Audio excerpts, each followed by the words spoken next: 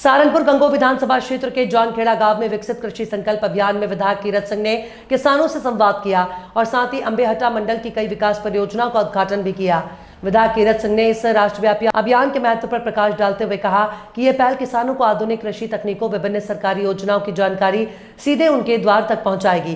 खेत से विज्ञान तक का ये सीधा जुड़ाव आत्मनिर्भर किसान और समृद्ध भारत के निर्माण में मील का पत्थर साबित होगा। अंबेहट्टा मंडल में कई महत्वपूर्ण विकास परियोजनाओं का उद्घाटन विधायक कीरत सिंह द्वारा जौनखेड़ा में महर्षि दयानंद इंटर कॉलेज में विधायक निधि से निर्मित क्लासरूम का उद्घाटन किया गया। कस्बा अंबेहट्टा और ग्राम जौनखेड़ा में क्षेत्रवासियों और ऊर्जावान कार्यकर्ताओं द्वारा विधायक कीरत सिंह का भव्य स्वागत और अभिनंदन किया गया। इस दौरान विधायक कीरत सिंह ने जनता के प्रति आभार व्यक्त करते हुए कहा कि उनका ये प्रेम और समर्थन ही उनका सबसे बड़ी शक्ति है।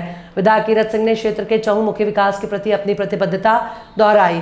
इस अवसर पर विधायक कीरत सिंह के साथ जिला उपाध्यक्ष सत्यपाल सिंह, मंडल अध्यक्ष मनोज पवार, मंडल अध्यक्ष मनोज राणा, पूर्व मंडल सुशील पवार, नवीन सैनी, संजय कुमार, बलदेव सिंह प्रधान, तेजपाल जानखेड़ा, अनुज प्रधान, ब्रजेश सिंह प्रधान, तरसपाल चेयरमैन, गजेंद्र प्रधान, राजकुमार खेड़ी, नीरज पवार, मेनपाल सिंह, बाबूराम चेयरमैन, अंकुर सोनी सहित बड़ी संख्या में कार्यकर्ता और क्षेत्रवासी उपस्थित रहे। कृषि जगत कार्यक्रम याद है क्या जी? शाम के टाइम जब कार्यक्रम होता, कृषि जगत कार्यक्रम, ग्राम संसार कार्यक्रम आते थे, उसमें हमें जानकारी मिलती थी कि कब तो पानी लगाना है, कब क्या करना है, ये फसल में ऐसे काम करना है। फसलों के बारे में कृषि जगत कार्यक्रम में जानकारी मिलती थी। कुछ भाई याद नहीं है क्या? सभी सुनते थे रेडियो, शाम के टाइम कृषि जगत कार्यक्रम में सुनते थे। अरे फिर सुनते थे।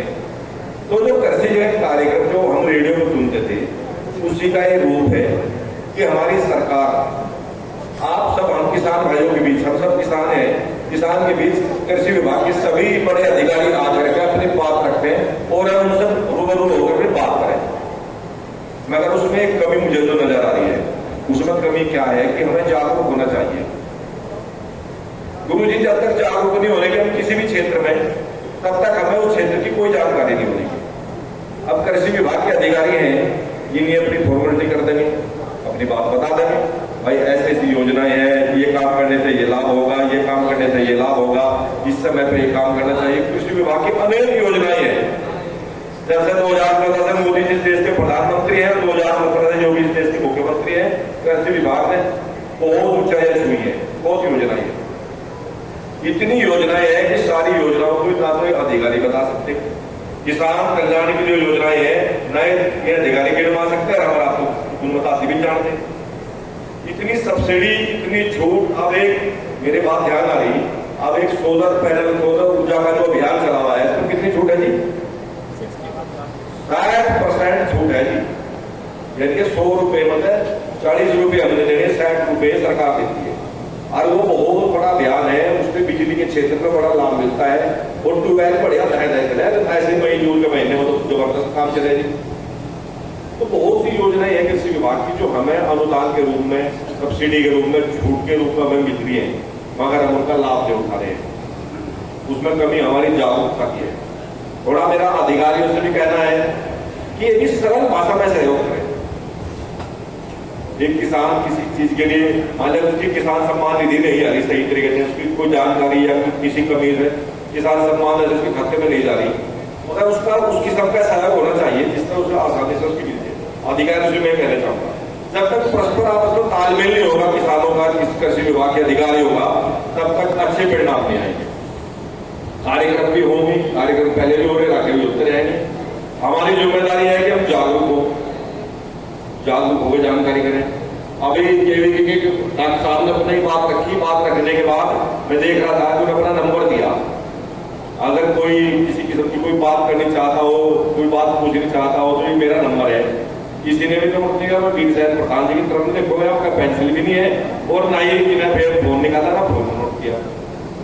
तो हमारी जिम्मेदारी है कि अधिकारी से पूरा काम ले, पूरी जानकारी करें और जो सरकार चाहती है कि हमारे किसान भाई आगे बढ़े, उसके लिए जो सरकार की योजना है, जो सरकार की मंशा है, तभी पूरी होगी जब हम जागरूक हों। अभी कपिल मामी जी ने एक बात बहुत सुंदर, पता नहीं कितने ध्यान है कितने नहीं, इन्हें कहा कि गेहूं हम पैदा करते हैं, धान हम पैदा करते हैं, उड़द हम पैदा करते हैं, बहुत बढ़िया बात है, यानी कि एडवांस किसान है, सारी चीज पैदा करते हैं। मगर हमारे जो युवा साथी हैं, नौजवान भाई हैं जो अच्छे पढ़े लिखे हैं, इनके लिए ने कहा कि ये इसको उद्योग की ओर लेके चले, इसको व्यापार की ओर लेके चले, उद्योग की ओर लेके चले। अब एक बासमती सबसे बढ़िया धान यही पैदा होते थे पहले, मगर अब कहाँ बासमती, कितनी भी बढ़िया धान पैदा कर लो, मगर एक ब्रांड है डबल चापी चावल का नाम सुना जी, उसका धान तो मारा जाएगा और वो जाएगा करनाल और वो डबल चापी वाला उसकी बढ़िया सफाई धुलाई करवा कर वो पैकिंग कराएगा डबल चापी के नाम तो वो चावल भी करवा। तो काम हमारे युवा जो है, नौजवान साथी है, पढ़े लिखे हैं, ये भी कर सकते हैं। ऐसी अनेक यूनिट है ऐसी। देखो हर किसी इंडस्ट्री के लिए रॉ मटेरियल की जरूरत होती है।